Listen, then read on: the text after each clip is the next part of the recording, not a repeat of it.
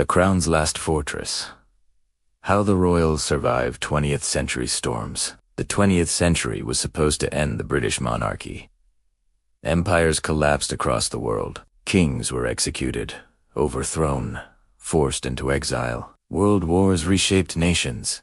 The old world order burned to ash, and the global spotlight shifted to democracy, media, and public accountability. Yet somehow, against all logic, all predictions, and all political storms, the British royal family survived. This is the story of how a 1,000-year dynasty walked through war, scandal, colonial collapse, devastating tragedies, political upheaval, and a global media machine determined to expose their every flaw. It is the story of how the crown almost fell, and how it learned to rise again.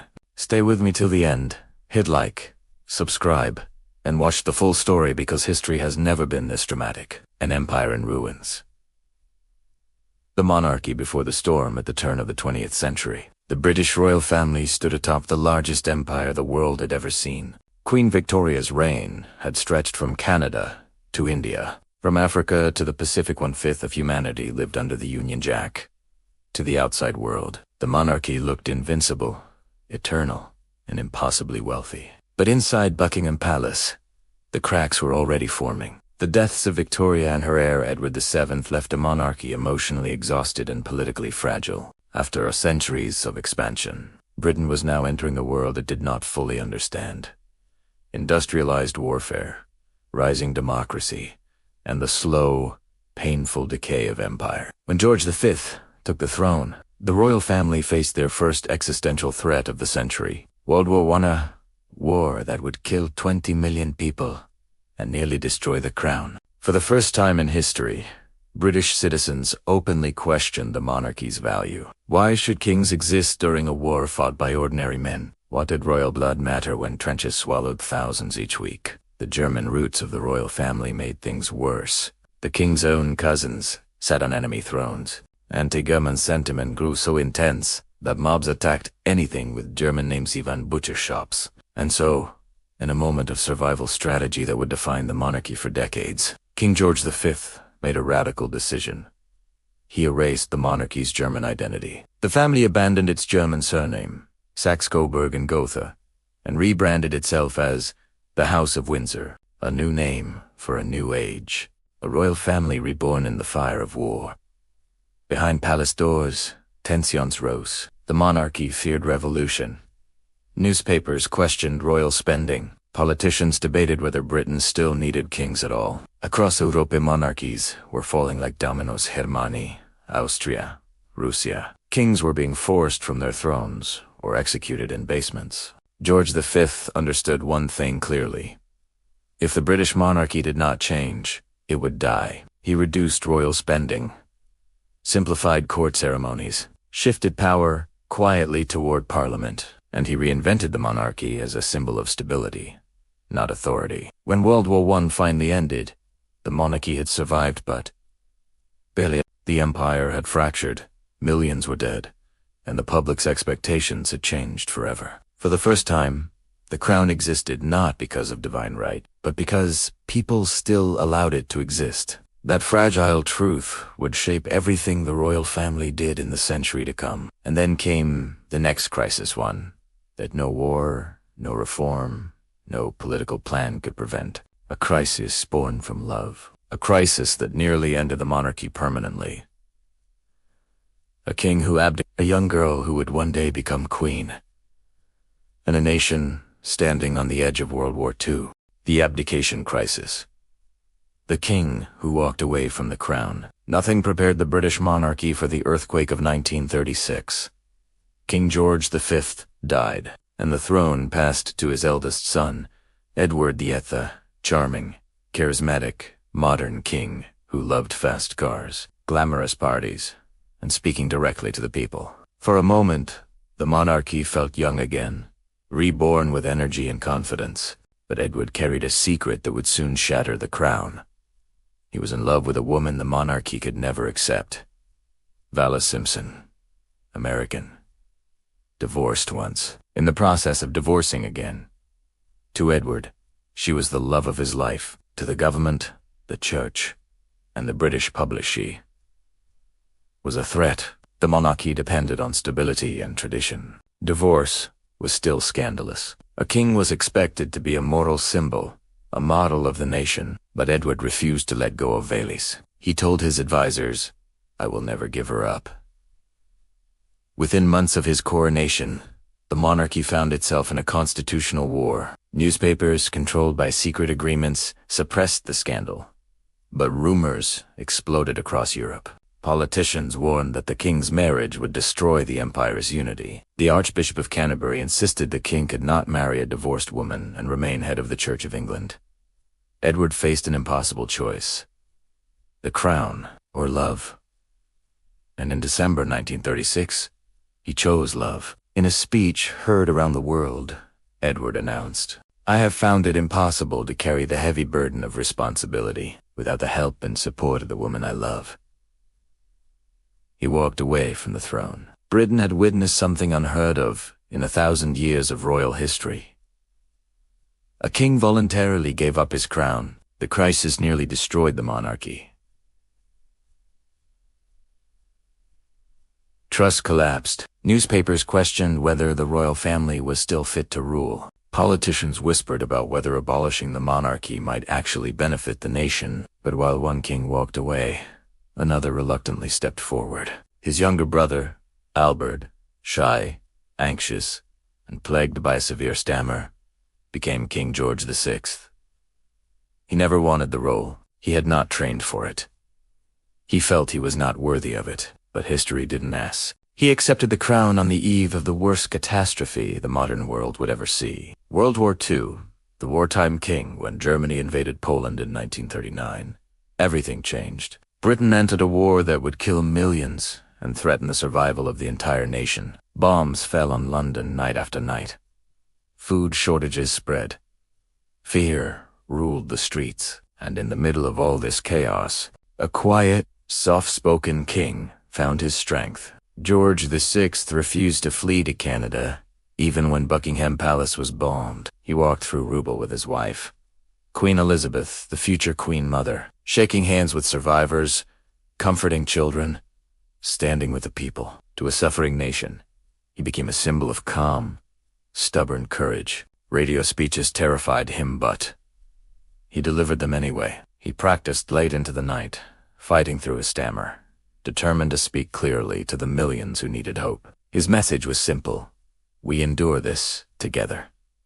For the first time in modern history, the monarchy felt human, vulnerable, imperfect, real.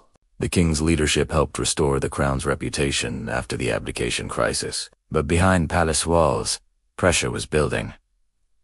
Britain was winning the war, but losing its empire. India demanded independence. African colonies resisted British rule. The global order was shifting, and London could no longer control it. The crown watched its empire crumble piece by piece. And yet, in the middle of this collapse, something unexpected happened.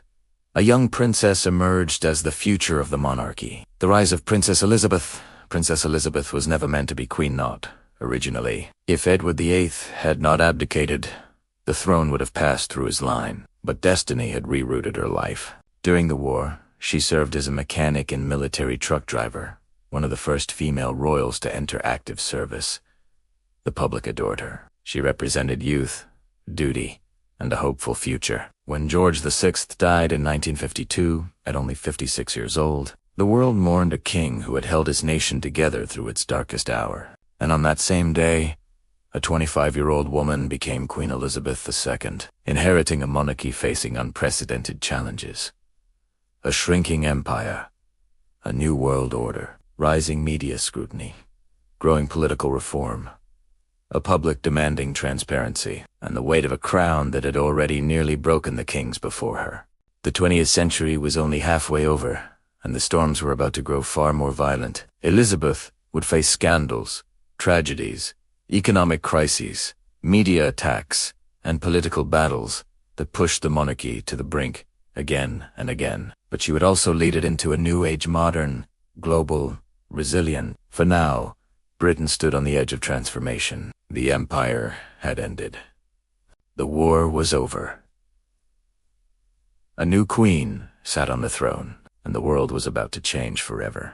The modern monarch, Elizabeth II, in the age of transformation, Queen Elizabeth II, ascended the throne at age 25, young, untested, and instantly one of the most recognizable figures in the world. Her father's sudden death had shocked the nation, and the weight of the crown fell on her shoulders with crushing force. She was now the symbol of a 1,000-year-old dynasty, responsible for guiding the monarchy through seismic political, social, and cultural changes. But Elizabeth had one advantage that few monarchs before her possessed: a nation ready for renewal.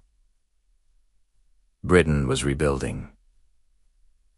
The post-war world was shifting, and the empire, once the largest in human history, was dissolving faster than anyone expected. Elizabeth's coronation in 1953 marked a new era, not just for Britain, but for the entire world. It was the first coronation ever broadcast on television, transforming a traditional royal ritual into a global media event. Millions watched the 27-year-old queen ride through London in her golden carriage, wearing a crown adorned with jewels taken from every corner of the former empire. The world saw her not as a distant ruler, but as a living, breathing symbol of continuity in an age of uncertainty. And in the years to come, Elizabeth would face challenges that no British monarch had ever confronted before. The empire collapses, but the crown adapts. The early decades of Elizabeth's reign were defined by decolonization. Countries across Asia, Africa, and the Caribbean demanded independence. The old imperial system, built over centuries, crumbled rapidly. By 1968,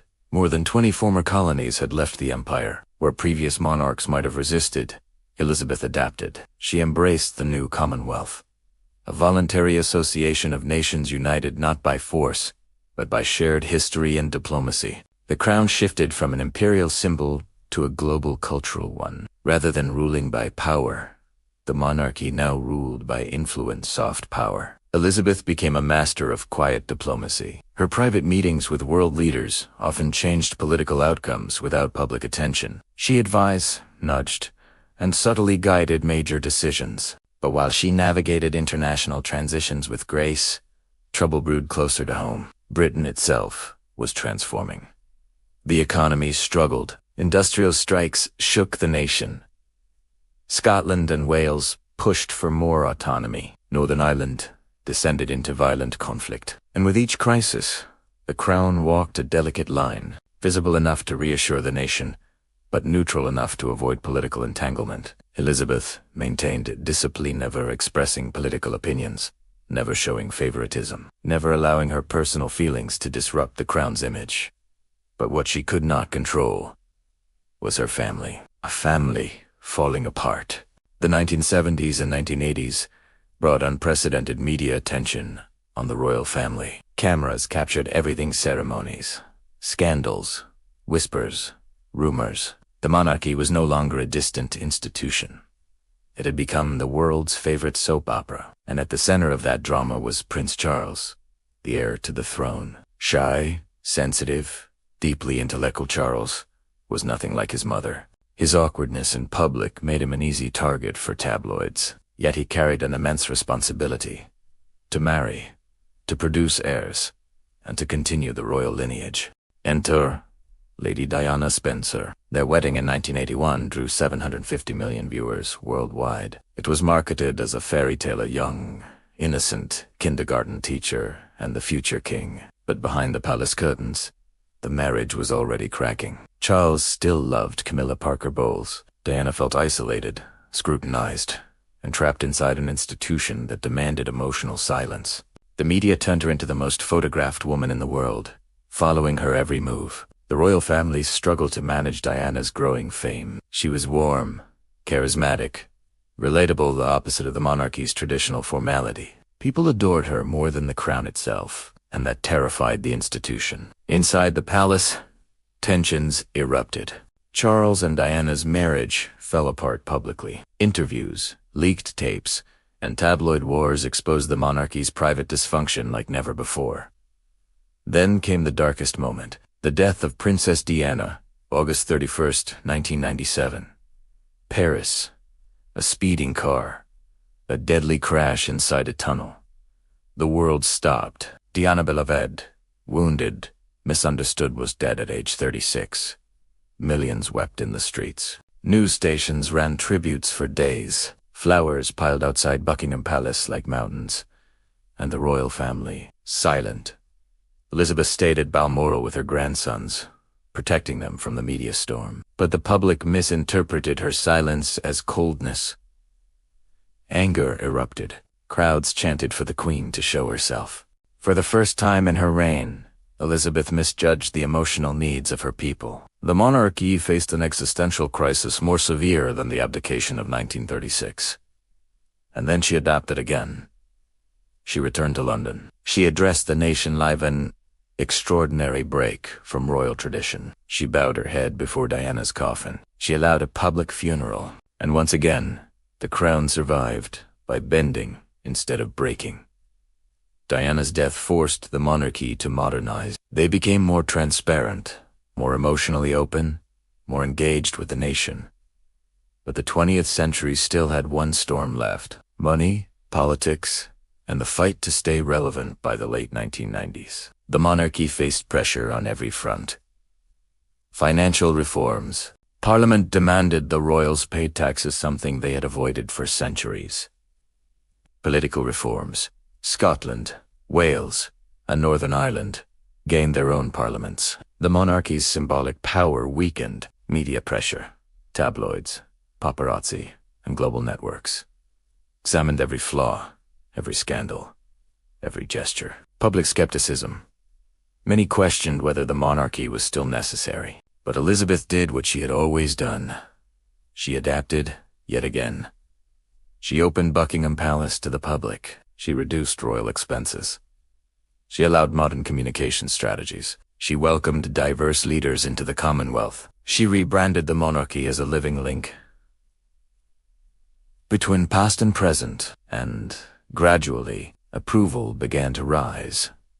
By the year 2000, the crown had transformed into a modern institution, still ancient, still powerful, but flexible enough to survive the stormiest century in British history. But the 21st century would bring more challenges. New controversies, new political divisions, and a new generation of royals stepping into the spotlight. The story was far from over. A new millennium. Crisis. Controversy in the crown's reinvention. The new century began with a quiet sense of optimism. But beneath the surface, the monarchy was standing at a crossroads. The world had changed faster than any time in human history, and the royals had to keep up or risk fading into irrelevance. Tradition alone was no longer enough. Public expectation, global media, and political shifts were shaping the monarchy's future in ways no one could predict. Queen Elizabeth II, now entering her late 70s, found herself guiding the crown through yet another turbulent era. Her strength came from consistency. Her power came from stability. But the 21st century demanded something more. It demanded transformation. New problems for a new century. The monarchy began the 2000s with three major challenges. 1. A divided nation. Scotland was pushing more aggressively for independence. Wales and Northern Ireland were strengthening local governments. The United Kingdom, once unified under royal authority, now seemed fragile. 2. The rise of the internet. The monarchy had survived newspapers, radio, and television. But the internet was different and filtered, instantaneous, and relentless. Rumors could spread in seconds. Scandals could dominate global headlines before the palace even reacted. 3. A new generation under the spotlight. Prince William and Prince Harry, Diana's sons, were growing up. The world watched their every move, measuring them against their mother's legacy and questioning the institution that had once trapped her. For the monarchy to survive, the next generation had to succeed where their parents had struggled. William, the future king in a modern world. Prince William represented the hope of the monarchy, soft-spoken, composed, and deeply influenced by his mother's compassion. He understood the importance of public connection. But William also carried scars. The loss of his mother haunted him. Walking behind her coffin at age 15 had been one of the most traumatic moments in modern royal history. It shaped him, made him cautious, protective, sometimes distant. Still, he pushed forward. He trained as a pilot. He embraced public service. He worked in air ambulance missions, flying to real emergencies, something no future king had ever done. William's marriage to Catherine Middleton in 2011 became a global turning point. Kate was relatable, elegant, come everything the monarchy needed.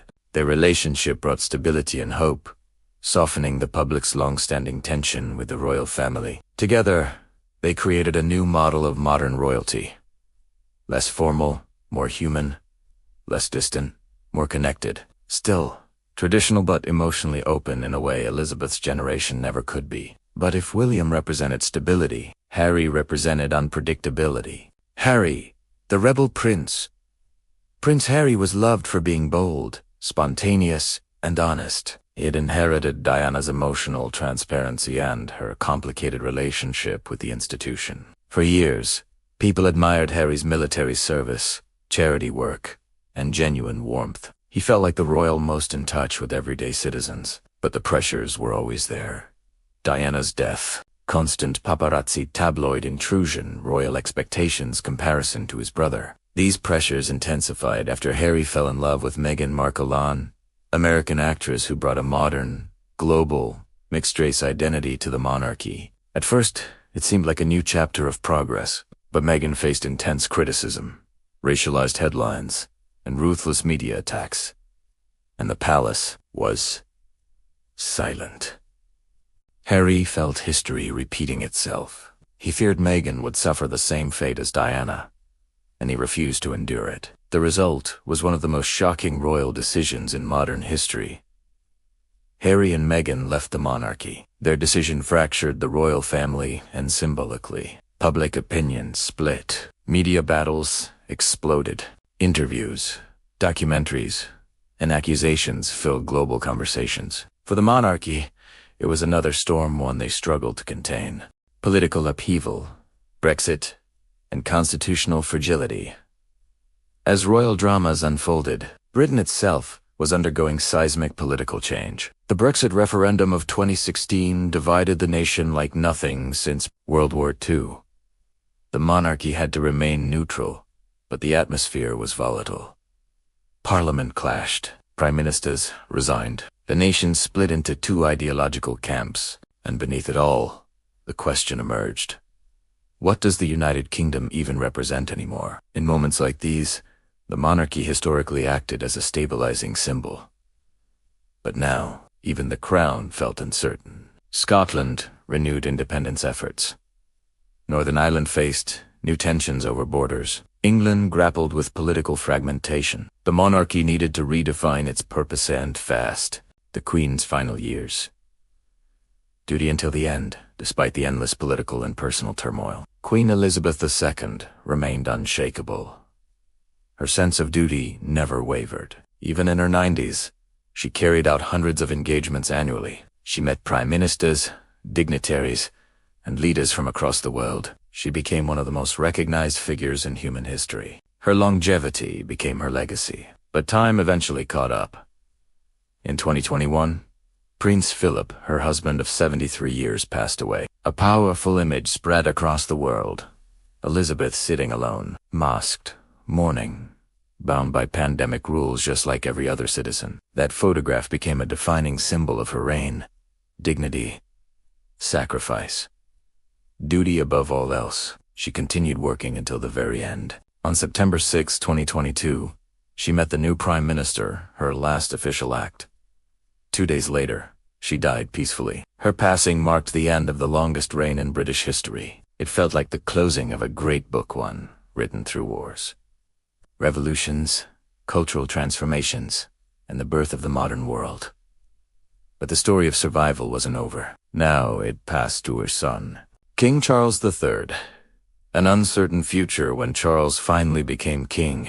He inherited a monarchy standing on a razor's edge. He was stepping into a deeply divided nation. A global media landscape thirsty for scandal, a modern society questioning monarchy itself. A family still healing from internal fractures, but Charles had spent decades preparing. He introduced environmental activism long before it was mainstream. He championed architecture, culture, interfaith dialogue. He understood diplomacy as deeply as his mother. Yet his reign began under immense pressure. Public expectations were high. William and Harry's conflict continued. Anti-monarchy movements grew louder. The Commonwealth questioned its future.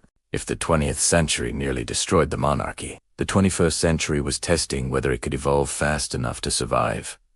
And still, despite every storm, the crown endures. 1,000 years of survival. No institution in the Western world has lived longer, adapted more, or survived as many crises as the British monarchy. It has outlived Viking invasions, civil wars, religious revolutions, assassination plots, world wars, imperial collapse, financial crises, political upheavals, media revolutions, family scandals. Each generation reinvented it, from tribal chieftains to medieval kings, from imperial rulers to constitutional monarchs, from remote figures to global celebrities. The monarchy survived the 20th century not by strength, but by adaptation, symbolism, emotional reinvention, and a quiet understanding that power means nothing without public trust. And now, as the world enters a new era, the crown stands once more at the edge of change. Its survival will depend not on tradition alone, but on its ability to tell a new story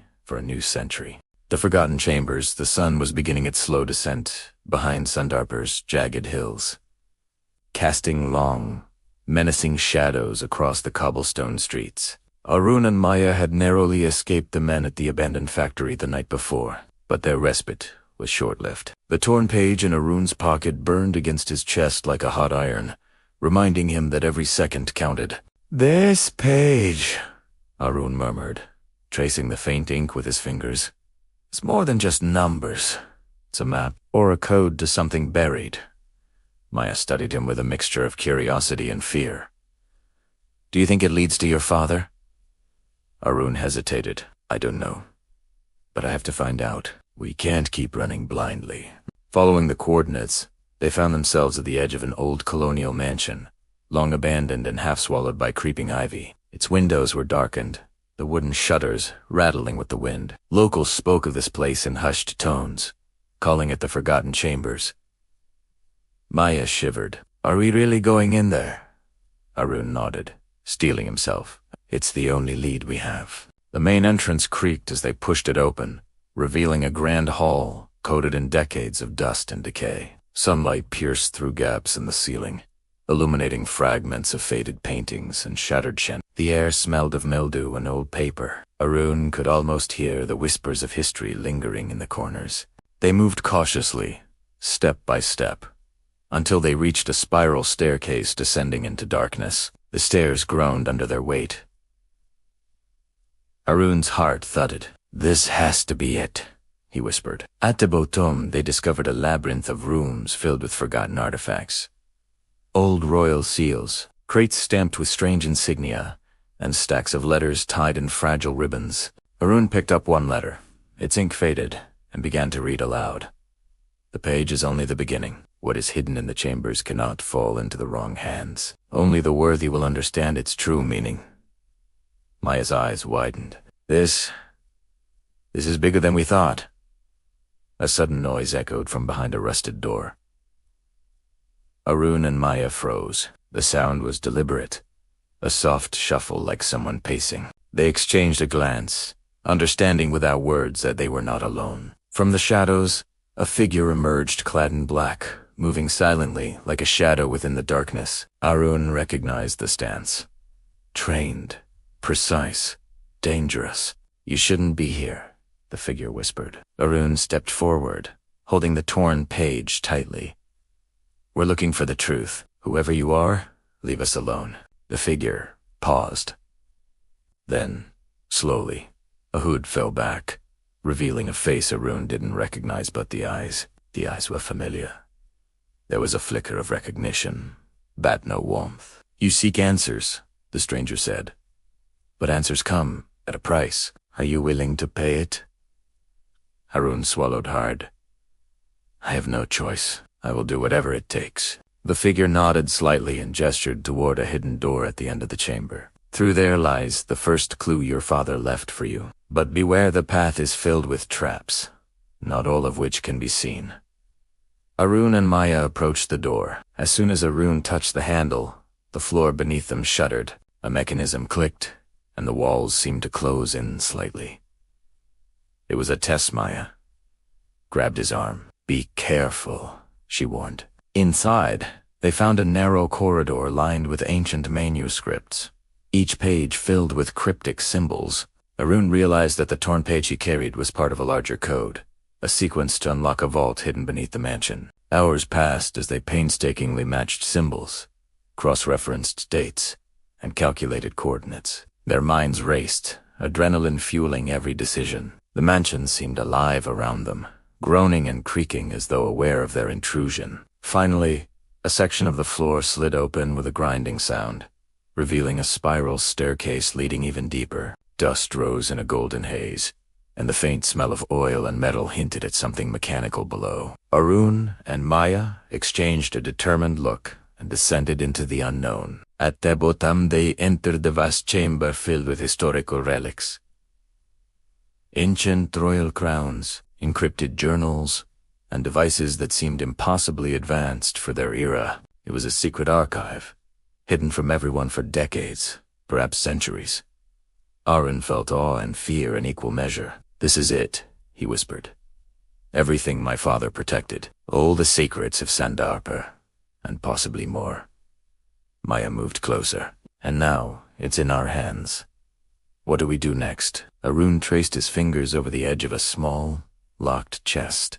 Symbols etched into its surface matched the torn page exactly. With trembling hands, he aligned the symbols, and the chest clicked open. Inside lay documents, photographs, and a letter addressed specifically to him. "Eredalud Arun. If you are reading this, then you have found what I could not leave behind. Trust no one fully, but follow the path. The truth must be revealed to the world, but only when you are ready." Maya gasped. "So your father, he left this for you to find?" Arun nodded, heart heavy but resolute. "Yes. He trusted me to continue what he started, to uncover the truth hidden in shadows."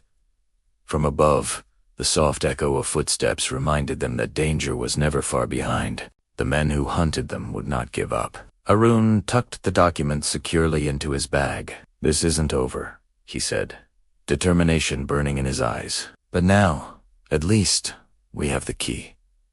The rest, we will uncover, piece by piece." Maya nodded. "And together, we'll face whatever comes next." As they ascended the hidden staircase, the chamber seemed to close its silent walls behind them. The forgotten chambers had revealed their secrets, but the shadows were still out there, waiting. Arun knew that the path ahead would test every ounce of courage, intelligence, and loyalty they possessed. The hunt for truth had only just begun, and Sandarpur's darkest mysteries were far from over. Shadows at midnight, the night in Sandarpur felt heavier than usual. A silent tension hung in the air, as if the darkness itself was waiting for something to happen. Arun couldn't sleep. He lay on the thin cot in his small room, staring at the faint cracks on the ceiling. The torn page lay on his chest. He had kept it close like a shield, afraid someone might try to take it away. The edges were worn, the ink faded, but the single line that changed his life glowed in the moonlight as if alive. Project 17. Relocation of survivor status. Confidential. His father. Survivor. Relocation. Every word felt like a storm punching his mind. A soft knock tapped on his window. Arun jerked up. "Who?" "She. It's me." A whisper came. "Maya." He pushed open the window. She crouched outside, her face pale eyes sparkling with excitement and fear. "You have to come," she whispered, glancing nervously behind her. "Right now." "Why? What happened?" Maya swallowed hard. "The man in the white jeep, he's in the old factory, and he wasn't alone." That was enough. Arun grabbed the page, shoved it inside his shirt, and slipped outside. The air was cold, carrying the smell of wet soil and burning firewood. Crickets chirped in the fields, but even they sounded uneasy. Maya intertwined her fingers with Arun's and pulled him toward the outskirts of the village. They ran through narrow muddy lanes, past closed shops, past the quiet temple, past the rusting water tank. The sky above them was a deep blue-black, broken only by a sickle-shaped moon. "What did you see there?" Arun asked breathlessly. "Not see," she corrected grimly. "Hear what?" Maya slowed, pulling him behind a cluster of bushes near the abandoned factory. The place looked dead, broken windows, walls with peeling paint, tall grass swallowing the entrance. But tonight, a faint orange glow flickered inside. Voices. H read low. Harshun felt a shiver run down his spine. "From their hiding spot," Maya whispered. They were arguing. 3 men. One of them said your father's name. Arun froze. "What? What exactly did they say?" Maya closed her eyes, trying to remember. "They said, if the boy finds the rest of the files, everything falls apart." Arun's heartbeat turned violent. "The boy. Him. What files?" Harun muttered. "We'll have to find out," Maya said. "But not tonight. They're angry about something really angry." Another voice echoed from inside the factory. This one was louder, furious. "We should have burned the entire archive years ago. Leaving it half destroyed was a mistake." A second voice. "It wasn't a mistake. Someone wanted the boy to find that page." Arun's blood chilled. Maya's fingers trembled on his arm. "Arun, they're talking about you." He knew, and instead of fear, something else rose inside him. Determination. For the first time in years, he felt close dangerously. Close to answer, he leaned forward slightly to hear more. A man yelled, "If he keeps digging, he'll discover what happened on the bridge." The bridge, that word, hit like lightning. Arun's father disappeared on a monsoon night while crossing the Sundarpur Bridge. Everyone said he slipped. Everyone said the river took him. Was that a lie? Arun felt his breath stop. Maya grabbed his wrist, noticing the terror on his face. "Arun, let's go," she whispered, "before they hear us." But Arun didn't move. Every cell of his body was fixed on the voices inside. A fourth, voice deep, almost come. "We wait. Tomorrow night, we retrieve the second document. If the boy interferes, we end it." A heavy silence followed. Maya's jaw dropped. "End it. They want to hurt you." Before Arun could reply, something snapped loudly. Nearby, a dry twig crushed under a foot. Not theirs. A flashlight beam shot toward the bushes. "Someone's outside." Maya's eyes widened. "Run!" They bolted. Branches whipped their faces as they sprinted through the dark fields. Behind them, angry shouts burst from the factory entrance. "Catch them. They're toward the banyan tree." Arun and Maya didn't dare look back. They ran through the tall grass, feet sinking into the damp earth, lungs burning. The men were too fast. "We need to split." Maya gasped. "No." Arun held her hand tighter. "If they catch both of us, it'll be worse. I know the Mango Grove's shortcut. Go toward the old well." Her eyes begged him. He couldn't argue. "Meet at the school porch," he said breathlessly. She nodded once and dotted left, vanishing behind the trees. Arun veered right, heart pounding like a drum. The men's footsteps thundered behind him. He could almost feel their breaths on his neck. Suddenly a hand grabbed his shoulder. Arun stumbled, falling hard onto the ground. A man towered above him, thick boots, black jacket, flashlight blinding his eyes. "There you are," the man growled. Arun kicked wildly, scrambling backward, but the man reached for him again, and then a loud whistle cut through the night. Sharp, piercing. The man froze. He looked toward the village. Another whistle. Then another. Village night patrol. The man hissed under his breath. "Not now." He stepped back. "We'll deal with you soon, boy." Then he ran into the darkness, disappearing as fast as he had appeared. Arun lay on the ground, chest heaving, clothes covered in dirt. He stayed still until the footsteps faded completely. Only then did he rise shakily, clutching the torn page under his shirt. He felt changed, terrified, but awakened. Someone wanted him dead. Someone had hidden his father. Someone knew what really happened on the bridge. And tomorrow night, something big was coming. A few hours later, Arun and Maya met at the school porch, just as planned. Both were exhausted, clothes torn, but alive. Maya ran to him. "You're okay," I thought. "I'm fine," Arun said softly, but his shaking hands betrayed him. They sat on the cold cement steps. Maya took a deep breath. "What now?" Arun looked at the page again. For the first time, he noticed faint marks on the back tinny numbers. Maybe coordinates, maybe a code. "We find the second document," Arun said. His voice had changed, stronger, sharper. Maya nodded slowly. "And then, say, ask it." "Then," Arun whispered, "we find the truth about my father." But as they sat together under the cold dawn sky, neither of them noticed the figure watching them from behind the school's boundary wall. The same man from the factory, holding a walkie-talkie, murmuring into it. I found them.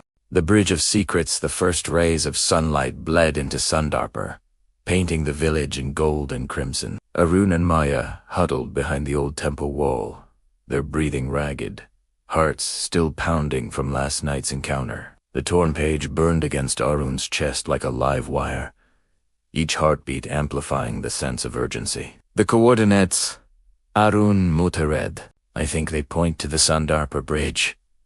Maya's eyes widened. "The bridge? The same one your father disappeared on?" Arun nodded grimly. "I have to go there. There's no other way to understand what happened." The bridge spanned the river like a long, skeletal arm, worn by time and monsoon floods. Arun had crossed it countless times as a boy, unaware that it held secrets darker than the river beneath. Today, it called him, whispering a chilling invitation. As they approached, the air thickened with tension. A heavy fog rolled off the river, and the murmur of water sounded like distant voices. Arun tightened his grip on Maya's hand. "Are you sure about this? Se? Ask it." "I have to know," Arun replied. "If I don't, I'll never forgive myself." Halfway across the bridge, the fog thickened. Shapes moved silently, shadows flickering at the edges of their vision. Arun's pulse quickened. Somewhere in that mist lurked the truth and danger. Suddenly a soft splash echoed from beneath. "Harun, Frosi." "It's him," a voice whispered from the fog. A figure had emerged on the bridge's wooden planks, weathered but upright. The silhouette resembled his father's. Arun's knees trembled. "Papa," Arun called, his voice breaking. The man stepped closer, revealing a face lined with years of hardship, eyes haunted yet familiar. "Arun, you weren't supposed to find me yet," his sighed softly voice, trembling with emotion. How have you been alive all these years?" Arun asked, disbelief and relief colliding. His father sighed. "It's a long story. They didn't want anyone to know I survived the incident, especially you. I was taken under a covert operation, hidden for your safety, and for the secrets I guard." Maya's eyes darted nervously. "Secrets? What kind of secrets?" Before Arun's father could answer, a loud metallic clatter resounded from the other end of the bridge. Men in black suits emerged from the fog, circling them like predators. Arun instinctively stepped in front of his father. "No one touches him," he growled. A tense standoff ensued. The men's leader, tall and imposing, stepped forward. "The boy has found too much," he said coldly. "And now, the truth must remain buried." Arun's father placed a hand on his shoulder. "Listen to me, Arun. I can't fight them directly. You must run. Take the paje, decode the numbers, and reveal the hidden files to the world. It's the only way our family and but true survive." Arun's stomach twisted. "I can't leave you." "You must," his father insisted, eyes pleading. "Trust me, this is the only way." Before Arun could respond, the first man lunged forward. Arun grabbed his father and shoved him toward safety, then darted to the side. A struggle erupted on the bridge, splintering wood underfoot, the fog amplifying every sound. Amid the chaos, Arun noticed a narrow gap in the railing opening the men hadn't noticed. Without hesitation, he dove through, clutching the torn page tightly. The river's cold embrace shocked him, but the current carried him swiftly toward the shore. Maya followed, leaping after him, her scream echoing across the water. By dawn, they were on the riverbank, soaked and shivering but alive. Arun opened the page and examined the faded numbers and letters. These are coordinates to the second document," he whispered. Maya glanced at the rising sun. "So your father is alive, and we have a mission to complete." "Yes," Arun said, a mix of determination and fear in his voice. "This is just the beginning. If we want to uncover the full truth about the bridge, the operation, and everything else, we must follow this trail, no matter the danger." They looked back at the mist-covered bridge. The shadows of men lingered, but Arun felt a newfound resolve. The darkness of Sundarper had hidden many secrets, but the dawn signaled the start of a new battle. "I don't know what's waiting for us," Maya whispered, "but I know we can't stop now." Arun nodded. "For my father. For the truth. For everyone who was silenced." The sun climbed higher, burning away the fog, and somewhere beneath the calm waters of the river, secrets long buried began to stir, waiting for the right moment to resurface. For Arun and Maya, the journey had changed. The chase, the shadows, and the hidden enemies were no longer just obstacles. They were the gateway to truth, and one day, the world would know everything. Conclusion. Legacy of truth. Arun's courage and resilience ensured the hidden truths of Sundarper would not remain lost. The torn pages, the coded coordinates, and the bridge's dark past were now part of a larger story, one that revealed betrayal, secrecy, and ultimate survival. Through Arun's journey, the tale emphasized the importance of perseverance, family bonds, and the relentless pursuit of truth. And while some enemies remained in the shadows, the bravery of one boy and his ally illuminated a path from chaos to clarity. Secrets, once buried in darkness, finally saw the light of day.